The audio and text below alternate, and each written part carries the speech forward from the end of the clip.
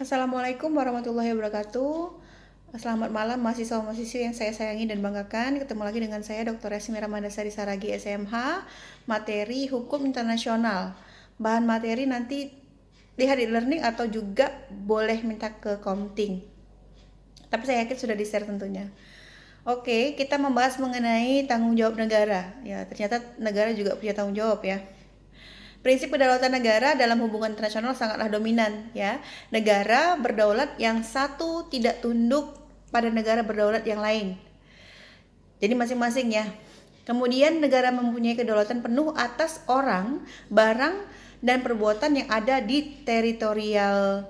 Hukum internasional telah mengatur bahwa di dalam kedaulatan terkait di dalamnya kewajiban untuk tidak menyalahgunakan kedaulatan tersebut.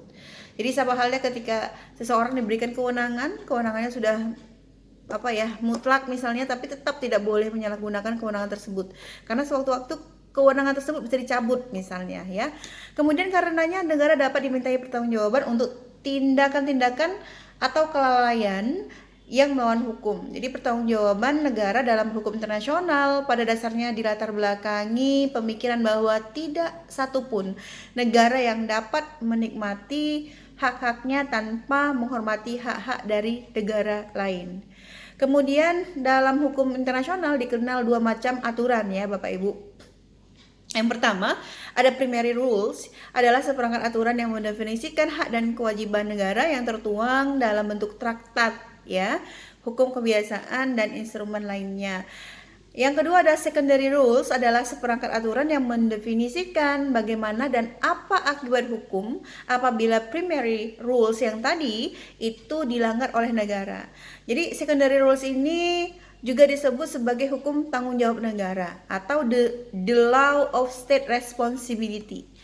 Kemudian sampai saat ini pembahasan mengenai secondary rules atau hukum tanggung jawab negara dalam hukum internasional masih sangat membingungkan ya Bapak Ibu.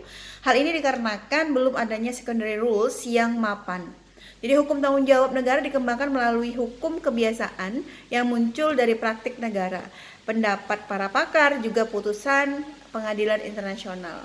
Kemudian umumnya para pakar hukum internasional hanya mengemukakan karakteristik timbulnya tanggung jawab negara ya sebagai berikut nih. Yang pertama, adanya suatu kewajiban hukum internasional yang berlaku antara dua negara tersebut. Yang kedua, adanya suatu perbuatan atau kelalaian yang melanggar kewajiban hukum internasional tersebut yang melahirkan tanggung jawab negara. Kemudian yang ketiga, adanya kerusakan atau kerugian sebagai akibat adanya tindakan yang melanggar hukum atau kelalaian. Ya, di sini hujan. Saya masih di kampus nih Bapak Ibu. Oke, meskipun mendapat kesepakatan universal, karakteristik di atas banyak diikuti dalam hukum internasional klasik ya. Lalu akibat belum mapannya secondary rules hukum tanggung jawab negara, banyak permasalahan yang belum terselesaikan Bapak Ibu. Salah satu permasalahannya adalah siapa yang dapat meminta pertanggungjawaban negara bila ada pelanggaran terhadap hukum internasional. Kemudian hukum nasional klasik cenderung sangat membatasi ruang lingkup tanggung jawab negara. Subjeknya hanya negara, jadi harus dalam kerangka hubungan antar negara dan bilateral.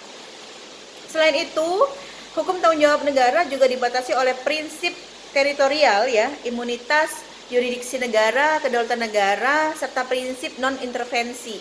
Jadi pembatasan-pembatasan semacam ini dalam praktik terbukti sudah tidak memenuhi kebutuhan lagi ya. Terlebih setelah makin banyaknya aktor-aktor non-negara dalam hubungan internasional seperti non-government organization atau NGO, individu, bahkan perusahaan-perusahaan transnasional. Ya, jadi memang kalau membahas tanggung jawab negara ini sangat menarik ya Bapak Ibu ya. Namun terkait dua macam aturan dalam hukum internasional, yang kedua atau secondary rules ini memang belum terpecahkan oleh para pakar ya, sehingga memang masih terdapat beberapa permasalahan yang belum bisa diatasi. Oke, Bapak Ibu nanti boleh dilihat kembali bahan materinya. Jika ada pertanyaan boleh nanti dituliskan di forum diskusi. Boleh nanti juga kalau berkenan di like dan subscribe untuk video ini. Terima kasih banyak, mohon maaf jika ada kesilapan. Saya akhiri dengan wassalamualaikum warahmatullahi wabarakatuh. Terima kasih Bapak Ibu.